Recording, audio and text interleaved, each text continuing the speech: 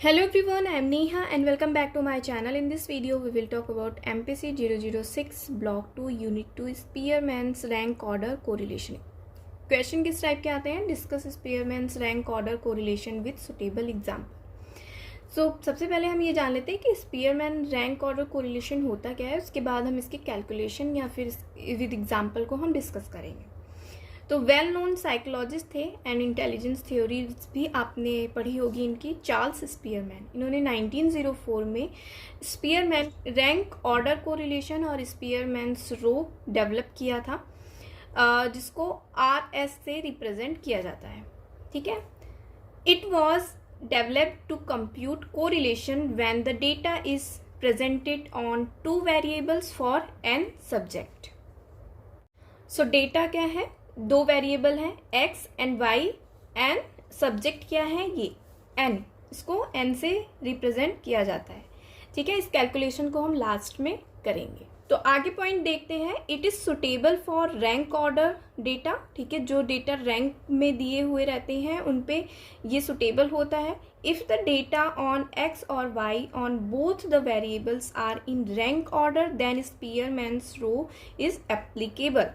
अगर डेटा जो है x और y दोनों वेरिएबल्स रैंक ऑर्डर में है तो स्पीयरमैन्स रो इज एप्लीकेबल. ठीक है. तो ये रैंक ऑर्डर डेटा या तो फिर जो x y डेटा मैंने अभी आपको दिखाया वो रैंक ऑर्डर में हो तो स्पीयरमैन रो इज एप्लीकेबल या फिर स्पीयरमैन्स रैंक ऑर्डर कोरिलेशन दोनों सेम ही है. ठीक है. It can also be used with continuous data when the assumptions of Pearson's assumptions are not satisfied. Continuous data होता है, हाइट, वेट, ये सारे कॉन्टिन्यूस डेटा है. अगर इस तरीके के डेटा होते हैं तो उसमें हम यूज़ करते हैं स्पीयरमैन रैंक्स ऑर्डर कोरिलेशन को.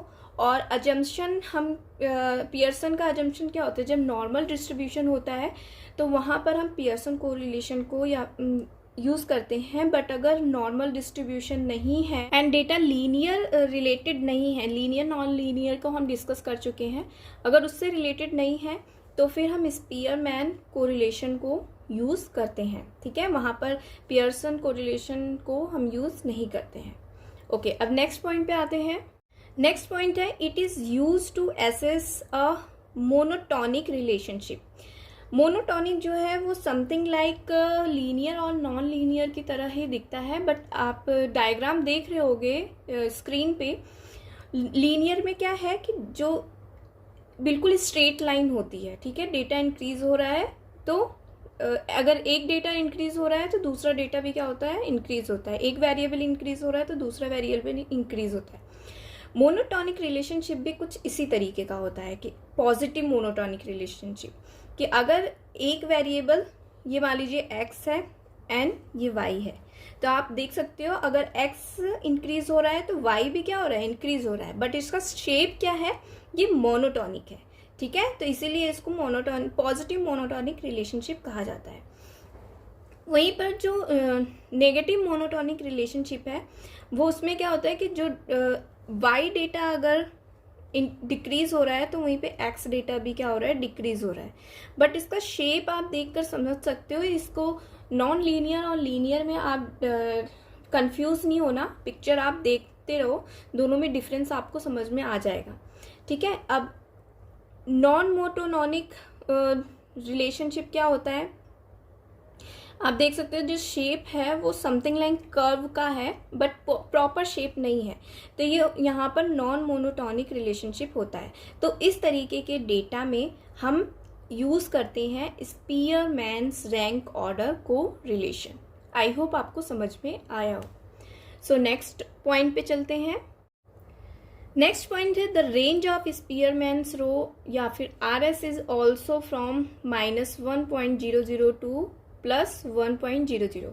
जितने भी कोरिलेशन अभी तक हमने डिस्कस किए हैं उसमें मैंने बताया है कि जब भी हम कोरिलेशन फाइंड करते हैं, जो भी डेटा आपका रिजल्ट आता है, -1 और +1 के मिड में होना चाहिए. अगर इससे हाई आ रहा है दैट मीन्स कि जो डेटा है आपका वो करेक्ट नहीं है. ठीक है. अब साइन की बात देख लेते हैं। अगर आर एस में पॉजिटिव रिलेशनशिप शो हो रहा है तो दैट मीन्स कि वो पॉजिटिव डेटा है, ठीक है। एंड आर एस वैल्यू जो है वो अगर नेगेटिव है तो दैट मीन्स कि वहाँ पे नेगेटिव रिलेशनशिप है। बट नेगेटिव एंड पॉजिटिव का मतलब ये नहीं है कि वीक एंड ये बहुत ही ज़्यादा स्ट्रॉन्ग है। इसको भी हम देख लेते हैं। जो स्पेयरमैन कोरिलेशन वैल्यू होती है is close to zero then relationship is weak. Zero के क्लोज होगी तो इसका मतलब ये होगा कि जो रिलेशनशिप है दोनों वेरिएबल्स का वो वीक है। वहीं पर जो आर एस का वैल्यू अगर प्लस या माइनस में आता है दैट मीन्स कि जैसे इन दोनों के बीच में आता है या प्लस या माइनस में आता है तो दैट मीन्स कि जो स्ट्रेंथ है दोनों वेरिएबल्स की वो इंक्रीज हुई है, ठीक है। R S is zero then there is no relationship between two variables. अगर आपका रिजल्ट जो वैल्यू है वो जीरो आती है तो दैट मीन्स कि दोनों वेरिएबल्स में कोई रिलेशनशिप नहीं है। अगर आर एस जो वैल्यू है वो प्लस एंड माइनस 1 आती है then the relationship between two variables is perfect, ठीक है। इसका मतलब ये है कि जो उन दोनों बीच का वेरिएबल्स के बीच का रिलेशनशिप है वो परफेक्ट है, okay. Whatever the value of R S may take it does not directly imply causations. जरूरी नहीं है कि जो दो वेरिएबल दिए हुए हैं वो डायरेक्टली इम्प्लाई हो, ठीक है, डायरेक्टली उन दोनों में रिलेशनशिप हो, हमेशा ये नहीं होता है। अब इसको हम एक एग्जाम्पल के थ्रू समझते हैं। जब हमने इंडिपेंडेंट वेरिएबल और डिपेंडेंट वेरिएबल की बात की थी तो उसमें कॉज एंड इफेक्ट की बात की थी। तो हर वेरिएबल का एक कॉज होता है, उसमें जो भी हम चेंज करते हैं उसमें जो भी चेंजेस होता है वो हमारा इफेक्ट शो होता है और वो हमारा होता है डिपेंडेंट वेरिएबल।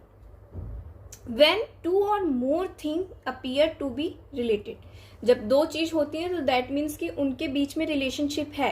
जैसा कि यहाँ मैंने बताया कि कॉज हो रहा है तो दैट मीन्स चेंजेस हो रहे हैं तो इफेक्ट शो हो रहा है, दैट मीन्स कि इन दोनों के बीच में रिलेशनशिप है।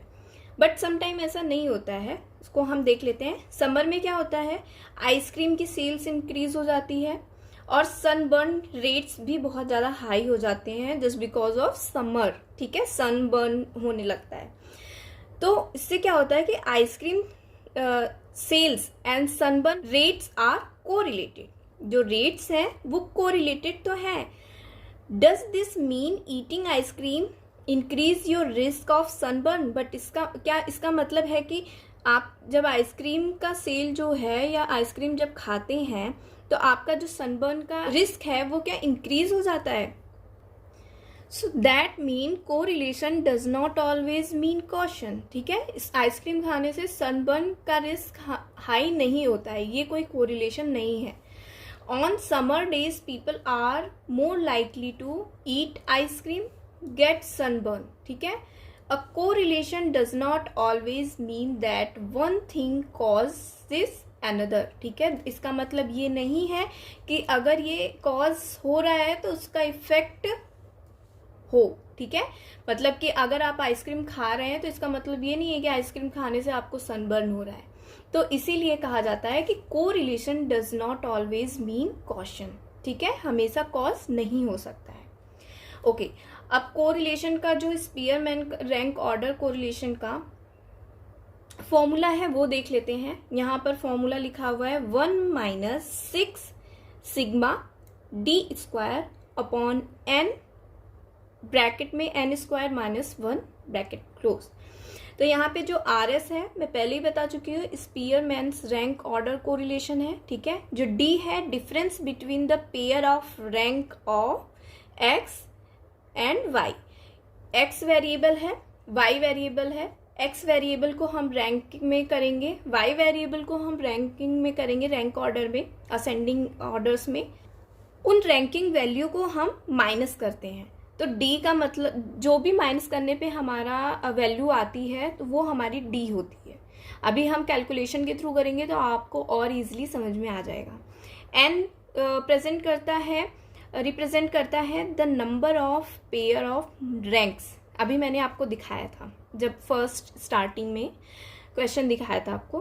तो अब इसके बाद हम ना कैलकुलेशन कर लेते हैं इसकी कि किस तरीके से इसकी कैलकुलेशन की जाएगी, जो कि आपको एग्ज़ाम में लिखनी है, क्योंकि आपको जो क्वेश्चन दिखाया था मैंने उसमें क्लियरली लिखा हुआ था एक्सप्लेन विथ सुटेबल एग्जाम्पल। चलिए कैलकुलेशन स्टार्ट करते हैं। तो ये कैलकुलेशन के लिए हमने डेटा ले लिया है, मैंने बताया है ये नंबर है और नंबर कितने हैं इक्वल टू 10, ठीक है।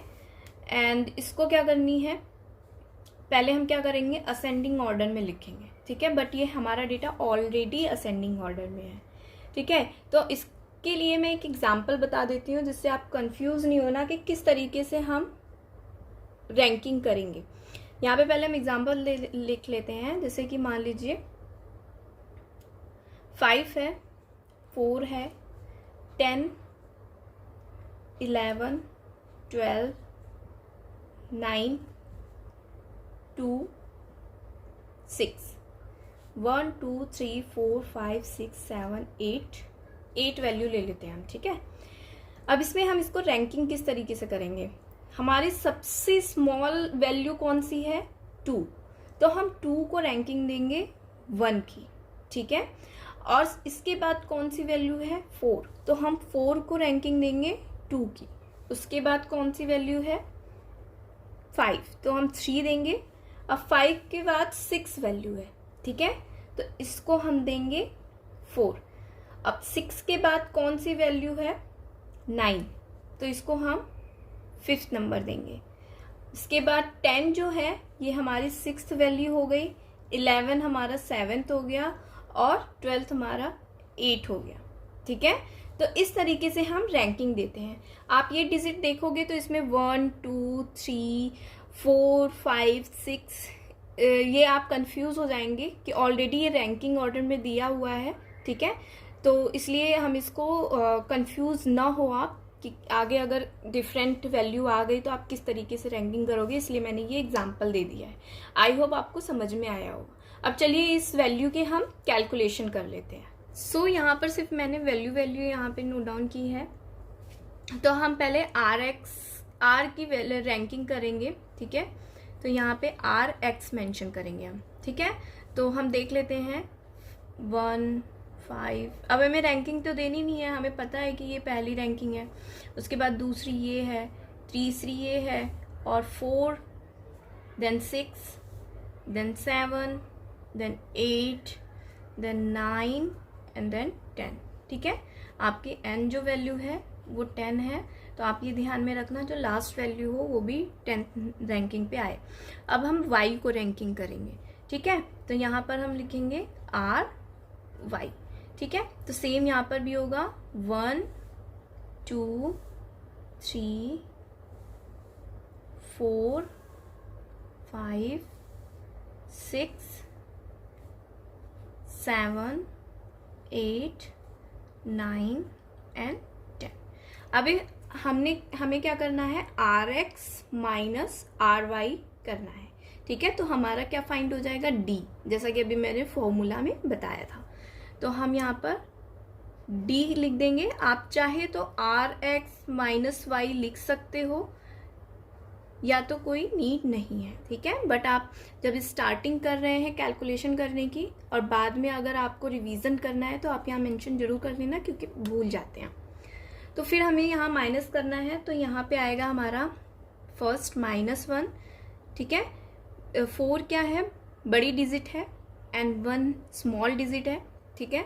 तो जिसकी वजह से अगर 1 - 4 करेंगे और 4 किस यहाँ पे बताती हूँ 1 माइनस आप 4 करोगे, तो जब जो बड़ी वैल्यू होती है उसके सामने जो भी साइन होता है वो हम यहाँ रखते हैं, ठीक है, जो भी रिजल्ट आता है। तो बड़ी वैल्यू के सामने माइनस है तो इसीलिए हम यहाँ पर -3 करेंगे, ठीक है। तो इसीलिए यहाँ पे -3 हुआ है। फिर -1 एंड अगेन 1 -1 -1 1 1 1 0 2, ठीक है, ये हो गया। अब हम इसी वैल्यू को मीन्स कि D को D स्क्वायर करेंगे, ठीक है। अब करते हैं, और ये भी ध्यान रखना कि जब हम स्क्वायर करेंगे दैट मीन्स कि हम इंटू कर रहे हैं, -3 इंटू -3 कर रहे हैं। अब ये माइनस माइनस क्या हो जाएगा प्लस हो जाएगा तो प्लस का साइन हम कभी लगाते नहीं है, हम अज्यूम करते हैं इसको। तो 3 इंटू 3 हमारा क्या हो जाएगा 9, तो ओनली हम यहाँ पर 9 लिखेंगे, ठीक है। नेक्स्ट 1 होगा, सेम होगा, माइनस माइनस क्या हो जाएगा प्लस हो जाएगा, same 1 1 again again 1 again again and again 0 and 4। अब हम क्या करेंगे, डी स्क्वायर को यहाँ पर सम कर लेंगे, तो हमारा sigma D square equal to 9 10 11 12 13 14 15 16 and 4 20 हो जाएगा। ओके, अब हम पहले यहाँ पे फॉर्मूला को मेंशन कर लेते हैं, उसके बाद हम इसकी वैल्यू को पुट करके सॉल्व करेंगे। तो क्या था हमारा formula, R S 1 minus 6 sigma D square upon N square minus 1 equal to -1 6 into 20 upon N क्या वैल्यू है हमारी 10 स्क्वायर माइनस 1। यहाँ आप देख सकते हो क्वेश्चन में यहाँ एन स्क्वायर है, इसलिए यहाँ पर हमें स्क्वायर करना पड़ा, ठीक है। अब हम क्या करेंगे, इसको सॉल्व कर लेंगे।